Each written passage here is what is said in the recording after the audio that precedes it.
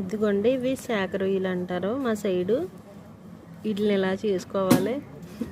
గోదావరి రొయ్యలు అయ్యి, శాఖ రొయ్యలు కాదు.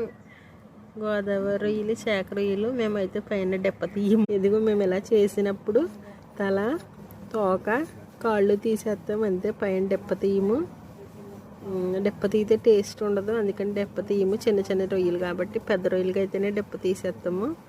ఇలా చేసుకుంటాము. ఇవి ఇప్పుడు చేస్తున్న రొయ్యలు మాకు 50 రూపీస్కి అయితే ఇది ఆక నిండా పెట్టాలి, కానీ పెట్టకుండా కొంచెమే పెట్టాడు. ఇవి చేసిన రొయ్యలు ఇవ్వండి ఇలా ఉంటాయి. నీటిలో వేసుకుని ఉంచుకున్నాము. ఇవి వచ్చి మెత్తల్లో చూపించి స్మైల్.